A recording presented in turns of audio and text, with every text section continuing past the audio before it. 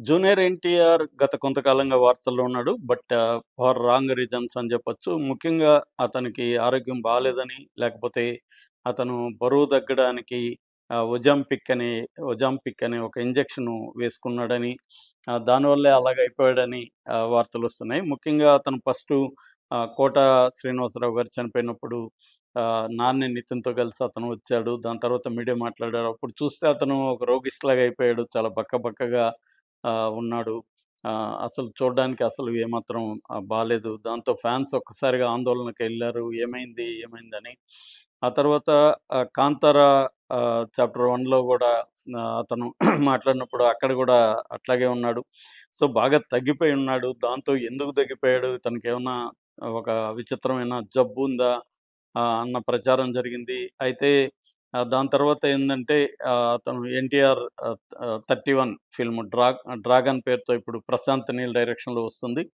అందులో ఎన్టీఆర్ 2 పాత్రలు చేస్తున్నాడని, డబుల్ రోల్ చేస్తున్నాడని, ఆ డ్యూయల్ రోల్‌లో తండ్రి పాత్ర, కొడుకు పాత్ర ఉందని, కొడుకు పాత్ర సన్నగా ఉండాలని, కొడుకు పాత్ర ప్రెజెంట్ షూటింగ్ జరుగుతుంది కాబట్టి ప్రశాంత్ నీల్ తగ్గమని చెప్పాడని, కొడుకు బక్కగా అలాగా కావాలి అని చెప్పి ఆ వేరియేషన్ చూపించడానికి తండ్రికి, కొడుక్కి తండ్రి లావుగా, బలంగా ఉంటే కొడుకు పీలగా, సన్నగా అలాగా ఉండాలి అనేది ఉంది. దానికోసమే ఎన్టీఆర్ తగ్గాడు. అతను నేచురల్‌గా తన పర్సనల్ ట్రైనర్ ఆధ్వర్యంలో ఎక్సర్సైజ్ చేస్తూ, డైట్ కంట్రోల్ చేసుకుంటూ బరువు తగ్గాడు తప్ప అతనేమి ఒజంపిక్ అనేది ఏమి తీసుకోలేదు అనేది ఫ్యాన్స్ చెప్తున్నారు.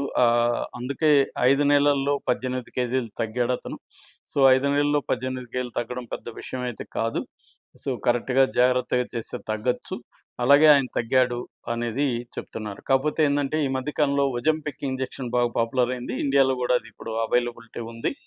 అది 1 మిల్లీగ్రాము దాదాపు ఆహ్, 10,616 ఇందాక నేను 1 ఎంజీ సైట్‌లో చూస్తే 10,600 ఆహ్, 16 రూపాయలుందనమాట. అంటే సో, ఇది ఈ మధ్య కాలంలో వెయిట్ లాస్‌కి వాడుతున్నారు. ఇది యాక్చువల్‌గా ఏందంటే టైప్ 2 డయాబెటిస్‌కి ఫిక్స్ చేసిన డ్రగ్ ఇది. దీన్ని ఇప్పుడు వెయిట్ లాస్‌కి అమెరికాలో గాని, ఇండియాలో గూడా పెద్ద ఎత్తున వెయిట్ లాస్‌కి వాడుతున్నారు. ఆ మధ్య కరణ్ జోహార్ గూడా ఇది వాడి డ్రాస్టిక్‌గా తగ్గాడు.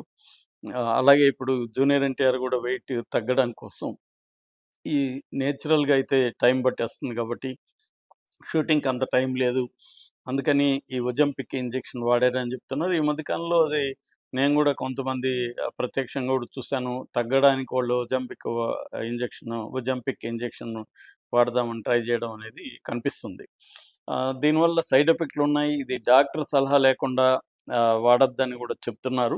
కానీ అవేవి వినకుండా డ్రాస్టిక్‌గా తగ్గాలనుకునే వాళ్ళు ఆహ్, జిమ్‌లో కష్టపడినా గూడా త్వరగా తగ్గము అనుకునేవాళ్ళు ఈ ఇంజెక్షన్ వాడి తగ్గుతున్నట్టు చెప్తున్నారు. గతంలో గూడా లిపోసెక్షన్ సర్జరీలు, బేరియాట్రిక్ సర్జరీలు చేసుకొని తగ్గినోళ్ళని మనం చూసాము.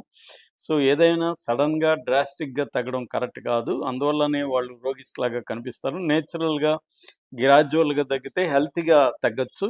సడెన్‌గా తగ్గేసరికి వాళ్ళు చర్మం టైట్ కాకపోవడం, సడెన్‌గా అదంతా బరువంతా పోవడంతో ఒక రకమైన పేషెంట్‌లాగా, రోగిష్లాగా కనిపిస్తారు అనేది ఎక్కువ మంది న్యూట్రిషనిస్టులు గాని, డాక్టర్లు గాని చెబుతున్నారు.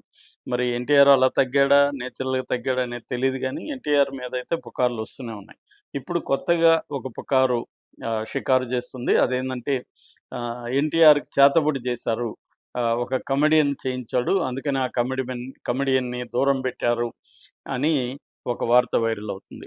ఆహ్, అయితే ఈ వార్తకి ఆయన తగ్గడానికి సంబంధం లేదు గానీ, కొంతమంది లింక్ పెడుతున్నారు. చేతబడి వల్లే ఆయన తగ్గిపోయాడు ఇలాగా అనేది లింక్ పెడుతున్నారు. మామూలుగా జూనియర్ ఎన్టీఆర్ 2009లో తెలుగుదేశం తరపున క్యాంపెయిన్ చేశాడు. ఆ క్యాంపెయిన్ టైంలో అతను యాక్సిడెంట్ అయింది. ఆ యాక్సిడెంట్‌లో అతనికి గాయాలయినాయి. హాస్పిటల్‌కి గూడా ఎళ్ళాడు. సో, సర్జరీ జరిగింది. సో, ఆ టైంలో చేతబడి చేయడం వల్లనే యాక్సిడెంట్ అయిందనేది ఒక కథనం. లేదు ఎన్టీఆర్ అండ్ టీమ్ ఫుల్‌గా తాగి నైట్ బయలుదేరారు. తనే డ్రైవ్ చేస్తానన్నాడు. దాంతో తాగి ఉండడం వల్లనే యాక్సిడెంట్ అయిందని గూడా విమర్శలొచ్చాయి. అయితే ఎన్టీఆర్ ఒక ఇంటర్వ్యూలో మాట్లాడుతూ, "అసలు అదంతా అబద్ధము. తాగి నేను డ్రైవ్ చేయలేదు. మేము మంచిగా భోంచేసి ఆహ్, ఎక్కాము. ఆహ్, కొద్ది దూరం పోగానే మాకు యాక్సిడెంట్ జరిగింది. అది అనుకోలేదసలు. సడెన్‌గా జరిగింది" అనేది అన్నారు. ఆ టైంలో ఒక పేరు ఇనబడింది. మామూలుగా ఆ టైంలో ఈయనకి ఇట్లా రాజీవ్ కనకాల గాని, తర్వాత 'శ్రీనివాసరెడ్డి' కమెడియన్ వీళ్ళిద్దరూ ఎక్కువగా తోడుండేవాళ్ళు. ఆయన క్యాంపెయిన్‌లో ఎవరో ఒకరు తోడుండాలి కాబట్టి ఫ్రెండ్స్‌ని ఆయన తీసుకెళ్ళేవాడు. అలాగా శ్రీనివాసరెడ్డి గూడా ఆయన క్లోజ్ ఫ్రెండ్ అని, శ్రీనివాసరెడ్డిని తీసుకెళ్ళాడని, శ్రీనివాసరెడ్డే ఇతనికి చేతబడి చేయించాడని పుకార్లు వచ్చాయి.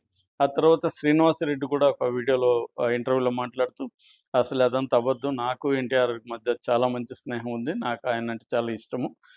నేను వెళ్ళిన మాట కూడా వాస్తవమే. అయితే నేను ఆ రోజు ఆ వెహికల్‌లో లేను. నిజానికి నేను ఎన్టీఆర్ వెహికల్‌లోనే ఎక్కాల్సింది. కాకపోతే నేను బ్యాగ్ తెచ్చుకోవడానికి వేరే వెహికల్‌లో నా బ్యాగ్ ఉంటే బ్యాగ్ తెచ్చుకోవడానికెళ్తే ఈ వెహికల్ కదిలేసింది. సరే అని నేను ఎనకాల వెహికల్‌లో ఎక్కి ఎనకాలే వెళ్తున్నాను. నేను చూస్తుండగానే అది కొంత దూరం పోగానే యాక్సిడెంట్ అయిపోయింది. నేను పరుగున వెళ్తే అక్కడ ఒక వ్యక్తి మొత్తం దుమ్ములో కొట్టుకొనున్నాడు. ఎవరా అని చూస్తే ఈయనే ఎన్టీఆర్. ఇమ్మీడియేట్‌గా నేను అతన్ని ఆహ్, తీసుకొచ్చాను. మా సిస్టర్‌కి ఫోను చేశాను. మా సిస్టర్ సూర్యాపేటలో ఒక హాస్పిటల్ ఉంది. ఇప్పుడు ఎళ్ళండి అని చెప్పింది. దాంతో నేను ఆయన్ని తీసుకొని సూర్యాపేటకి ఇమ్మీడియేట్‌గా ఎళ్లి ఫస్ట్ ఎయిడ్ చేయించి మళ్ళీ పెద్ద హాస్పిటల్‌కి తీసుకెళ్ళాను. సో, నేను అతని కోసం తహతహలాడి ఎంతో ఆహ్, ఆహ్, టెన్షన్ పడి ఆయన్ని వైద్యం అందిస్తే నా మీద ఇలాంటి ఆరోపణలు రావడం అనేది దురదృష్టకరం. అయితే ఆ సంఘటన తర్వాత నాకు ఎన్టీఆర్‌కి మాత్రం గ్యాప్ వచ్చిన మాట వాస్తవం.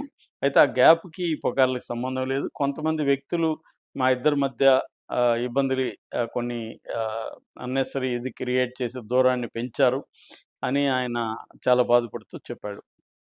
సో, మామూలుగా ఏందంటే పుకార్లనేవి ఈ మధ్య కాలంలో చేతబడులనేవి చాలా ఇనిపిస్తున్నాయి. ఆ మధ్య ఆహ్, పూనమ్ కౌర్ గూడా చేతబడి జరిగిందని పూనమ్ కౌర్‌కి జరిగిందని, ఇలాగ మామూలుగా చేతబడి అనేది ఎవరు అజ్ఞానంలో లేకపోతే గ్రామ స్థాయిలో కొన్ని రిమోట్ విలేజెస్‌లో ఉంటది. కొన్ని తెలంగాణ గ్రామాల్లో గూడా కొన్ని చోట్ల చేతబడి ఉంటది. ఉంటుందని నమ్ముతారు వాళ్ళు. నిజానికి చేతబడి అనేది సైంటిఫిక్‌గా ప్రూవన్ గాదు. బట్ చేతబడిని నమ్మేవాళ్ళుంటారు. ఆ నమ్మకంతో చేతబడి చేసేవాళ్ళని కొట్టి చంపిన సంఘటనలు, ఆహ్, ఆహ్, సజీవ దహనం చేసిన సంఘటనలు గూడా చాలా ఉన్నాయి. సో, బాణామతి, చేతబడి, చిల్లంగి ఇలాగ రకరకాల పేర్లు దానికున్నాయి. ఇప్పుడు విచిత్రం ఏందంటే ఒక పక్క ఏఐ వచ్చి ఆర్టిఫిషియల్ ఇంటెలిజెన్స్ టెక్నాలజీ ఇవన్నీ డెవలప్ అవుతుంటే, ఇంకొక పక్క ఎప్పుడో మిడివల్ నాటి చేతబడుల గురించి మాట్లాడడం, అది కూడా ఎన్టీఆర్ లాంటోళ్ళకి, శ్రీనివాసరెడ్డి లాంటోళ్ళు చేతబడి చేశారని చెప్పడం అనేది అంతకంటే కామెడీ ఇంకోటుండదు. సో, ఆహ్, ఏదేమైనా ఇప్పుడు జూనియర్ ఎన్టీఆర్ ఆహ్, తగ్గడం పట్ల మాత్రం అందరికి ఆందోళన అయితే ఉంది. ఇది చాలామంది చేసేదే ఇది. మనకి కమల్ హాసన్ చేశాడు గతంలో. తర్వాత ఆ మధ్య 'విక్రమ్' చేశాడు. ఇలాగ చాలామంది హాలీవుడ్‌లో కూడా 'జోకర్' కోసం అతను 29 కిలోలు తగ్గాడు. అలాగే తగ్గడం అనేది జరుగుతుంది.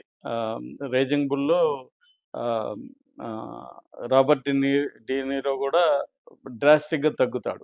సో, ఇవన్నీ ఆర్టిస్టులు, నటులు వాళ్ళ క్యారెక్టర్‌ల కోసం స తగ్గడం, మళ్ళీ పెరగడం అవన్నీ జరుగుతుంది. 'జీరో సైజ్' అప్పుడు అనుష్క గూడా పెరిగింది, మళ్ళీ తగ్గింది. ఇలాగా జరుగుతుంటాయి. సో, అయితే ఇక్కడ దీనివల్ల సైడ్ ఎఫెక్ట్‌లు గూడా ఒస్తాయి. సడెన్‌గా తగ్గాల్సి రావడం వల్ల చాలా ఇబ్బందులొస్తాయి. 'రానా' గూడా 'బాహుబలి' కోసం వెయిట్ విపరీతంగా పెరగాల్సొచ్చింది. మళ్ళీ తగ్గాల్సొచ్చింది. దానివల్ల అతను హెల్త్ ఇష్యూస్ వచ్చాయనేది గూడా అతను గూడా చెప్పాడు. ఏదేమైనా చేతబడనే దాన్ని ప్రచారం చేయడం